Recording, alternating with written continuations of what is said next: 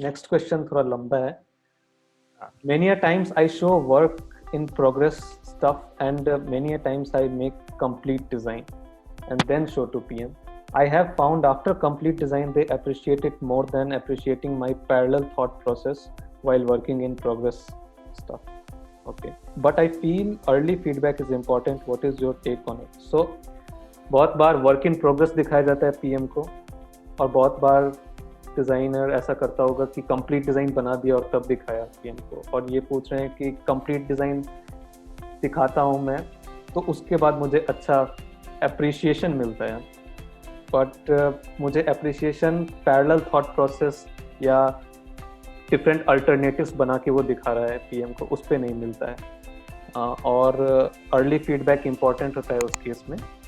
तो तुम्हारा क्या टेक है? मेरे हिसाब से तो अर्ली फीडबैक इम्पॉर्टेंट है. बहुत ज़्यादा ज़रूरी है कि जब डिज़ाइनर कुछ काम करना शुरू कर रहा है, after every 2-3 days you have a touch base, ताकि वो डायरेक्शन होना सही बहुत ज़रूरी है. अब उसका कोई फ़ायदा नहीं होगा कि उसने सारे स्क्रीन बना लिए और तुम फिर जाके एंड में डिज़ाइन देखो और फिर तुम्हें पता चले अरे यार यहाँ पे फर्स्ट फ्लो में दिक्कत हो गई है, तो उसको फिर सारा रिवर्क करना पड़ेगा. तो प्रॉब्ली वो डिज़ाइनर और पीएम के बीच के अंदर वो अंडरस्टैंडिंग होना बहुत ज़रूरी है. अब वो एज अ डिज़ाइनर अगर आपको ऐसा लग रहा है कि प्रोडक्ट मैनेजर ऐसा नहीं कर रहा है, तो स्ट्रेट फॉरवर्डली उसको बता देना चाहिए कि भाई मेरे को हर स्टेप पे आप इनपुट दो, अदरवाइज हम दोनों के लिए काम रिवर्क है.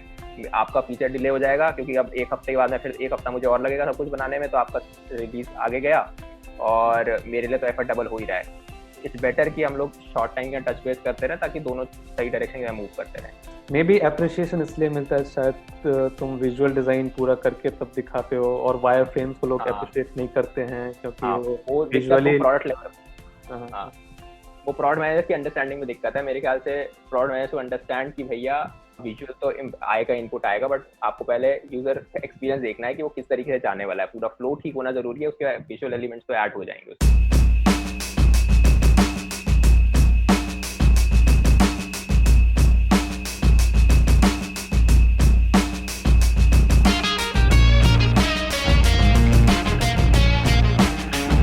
ठीक है. Next question is about timeline. Due to strict timeline set by PM, I cannot do full justice to my creativity and process. I miss refinement, usability testing, documentation, long-term scoping, etc. How do we handle this? तो timeline पे है ये चीज. कम time frame होता है, कभी product manager को बताना पड़ता है कि इस टाइम पे हम लोग रिलीज करेंगे, उससे पहले ही डिजाइन बनाओ. उस समय डिज़ाइनर्स अपने क्रिएटिविटी का फुल यूज़ नहीं कर पाते हैं, और उनके जो प्रोसेस हैं जैसे डॉक्यूमेंटेशन, रिफाइनमेंट, ये सब नहीं कर पाते हैं.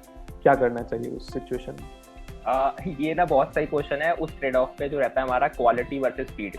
तो लोग ये बोलते हैं कि अगर तुम स्पीड से भागोगे तुम क्वालिटी कॉम्प्रोमाइज करने लग जाओगे, या फिर अगर तुम क्वालिटी पे ज़्यादा फोकस करोगे क्या तुम स्पीड को डाउन कर दोगे.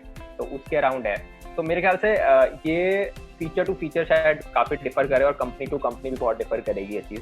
कुछ कंपनीज होती हैं जो फास्ट आइटरेशन और फास्ट रिलीज के ऊपर वर्क करती हैं, जो भी स्टार्टअप इनिशियल स्केल्स में होंगे, जिनका यूजर बेस अभी सीड फंडिंग या सीरीज ए सीरीज बी के अराउंड रहेंगे, सीरीज ए के अराउंड रहेंगे, जो अभी अपना प्रोडक्ट की ही एक अंडरस्टैंडिंग बनाना चाह रहे हैं और उनको एक पर्टिकुलर मार्केट पे जाना है, प्रोडक्ट मार्केट फिट को वो सॉल्व करना चाह रहे हैं. तो शायद वहाँ पर उतना टाइम हमारे को ना मिल पाए डिजाइनर के पास.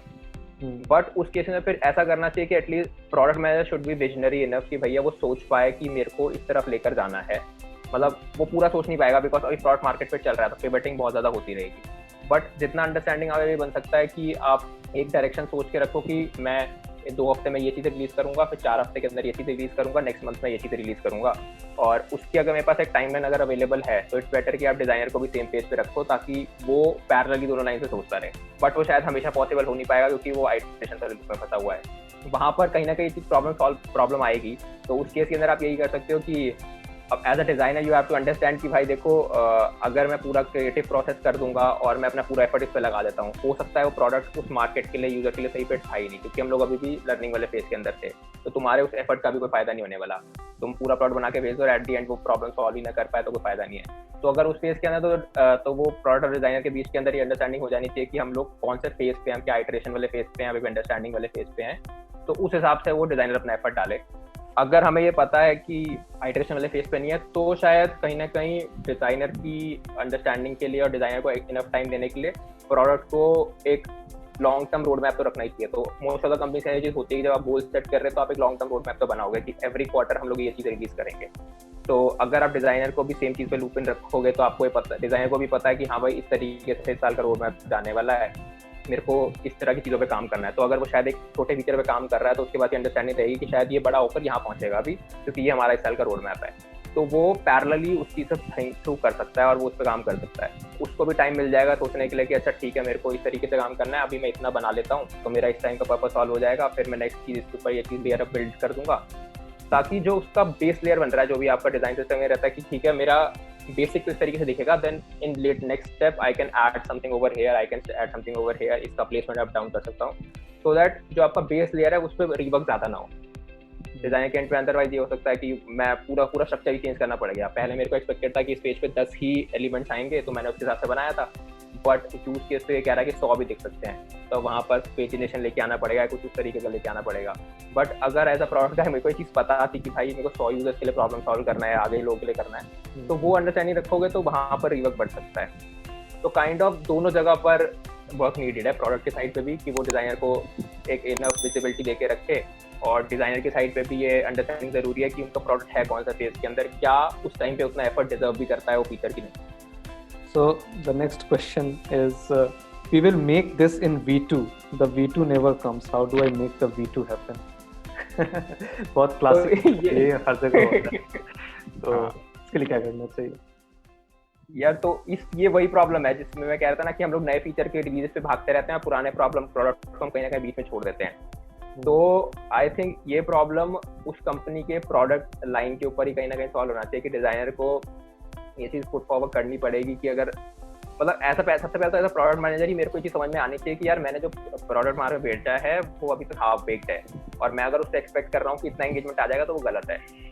या तो मेरी अंडरस्टैंडिंग और बिजनेस की अंडरस्टैंडिंग सेम रहे कि भाई इतना जंप मेरे को इससे एक्सपेक्टेड था, इतना जंप आ गया है तो ठीक है हम यहाँ पे रोकते हैं, और डिजाइनर को भी लूप इन रखा जाए और बाकी टीम्स को, स्टेक होल्डर्स को भी कि भैया हम इस पर अब और काम नहीं करेंगे। बट अगर मुझे चीज़ पता है और मैं तब भी इस पर काम नहीं कर रहा तो फिर वो मेरी गलती है। तो डिजाइनर को उसको क्वेश्चन करना पड़ेगा कि आप मेरे को बताओ कि इसका क्या इम्पैक्ट था और क्या आप सही से गोल फुलफिल कर पाए, और अगर इस पर आप गोल फुलफिल नहीं कर पाए तो आप आगे इस पर क्यों नहीं काम करना चाह रहे हो। मतलब एज लॉन्ग एज सारे स्टेक होल्डर सेम पेज पे हैं तो ये चीज़ ठीक है कि V2 नहीं बनाने वाले अब, but otherwise half way product छोड़ना प्रोडक्ट के लिए भी खराब है, बिजनेस के लिए भी खराब है, और डिजाइनर के लिए डिजाइनर तो एट द एंड यूजर का प्रॉब्लम सॉल्व कर ही नहीं पा रहा। नहीं सर, ये सब तो लोगों ने पूछा, तो ये मेरे तरफ से क्वेश्चन था कि how can a designer move into a PM role. तो डिजाइनर के जो क्वालिटीज होते हैं और PM के जो क्वालिटीज होते हैं, क्या क्वालिटीज एक्वायर करें डिजाइनर, क्या सीखें कि PM रोल में इजीली मूव हो सके। ठीक है, मतलब देखो काफ़ी चीज़ें तो ओवरलैप करती हैं, जितना भी यूज़र का प्रॉब्लम सॉल्व करने वाला पार्ट है वो काफ़ी ज़्यादा डिज़ाइनर के पास ऑलरेडी अंडरस्टैंडिंग है। उसके अलावा जो मेरे को एरियाज लगते हैं कि एक तो है एनालिटिक्स वाला एरिया, कि जो भी डेटा एनालिसिस रहता है, कौन से मेट्रिक्स होते हैं, किस तरीके से एनालिसिस कर सकते हैं, कौन से टूल्स को यूज़ कर सकते हैं, कौन सी लैंग्वेज को यूज़ कर सकते हैं, एक उसके अराउंड पे थोड़ी एक स्किल सेट बनाना ज़रूरी है डिज़ाइनर्स को, ताकि वो एक कॉल ले पाएँ प्रायोरिटाइजेशन के टाइम पर या फिर फीचर रिलीज होने के बाद। तो एक एनालिटिक्स वाला फील्ड हो गया आपका। Then second is a bet about जो आपका टेक्निकल वाला फेज रहता है, ताकि आप चलो कि आप पहले कोड करते थे तो आपके लिए केस के अंदर ये है कि आपको पता है कि ये चीज़ बनाने में कितना एफर्ट लगेगा, बट प्रोडक्ट के लेवल पे आपको अंडरस्टैंडिंग चाहिए कि भाई डिज़ाइनर तो बहुत कुछ बना देगा और वो काफ़ी हैवी फीचर भी हो सकता है, तो अब आपको उसको एट द एंड थोड़ा कट डाउन करना पड़ेगा कि मेरे पास 10 ही दिन अवेलेबल है, मेरे को 10 दिन के अंदर कुछ फीचर आउट करना है, तो मैं उसको कैसे कट डाउन करूँ या फिर मैं उसको कैसे फेजेस के डिवाइड करूँ। तो एक वो टेक्निकल अंडरस्टैंडिंग चाहिए कि भाई इस चीज़ को बनाने के लिए कितना टाइम लगेगा और ये चीज़ किस तरीके से सॉल्व हो सकती है।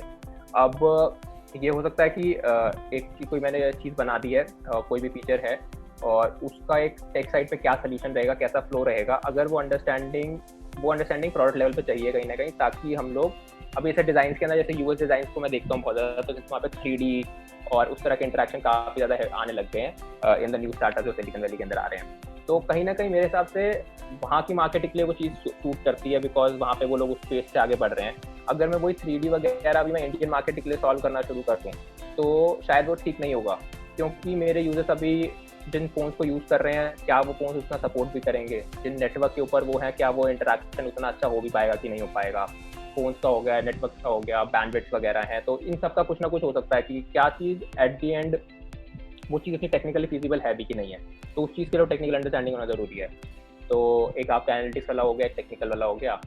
उसके अलावा आई गेस बिजनेस वाला एक थोड़ा अंडरस्टैंडिंग रहता है कि अगर स्टार्टिंग अंदर ना भी हो तो वो शायद थ्रू द वे जब आप काम कर रहे हो, किस टीम से आप काम कर रहे हो, वो आना शुरू हो जाता है। इट्स गुड टू हैव अगर शुरू में है कि क्या क्या आपके बिजनेस फंक्शंस रहते हैं, किस तरीके से उनकी प्रोसेस काम कैसे करते हैं, अगर वो अंडरस्टैंडिंग है तो it's good to have. Otherwise वो ड्यूरिंग द साइकिल आप जिस टीम से काम कर रहे हो अंडरस्टैंडिंग आने लग जाएगी।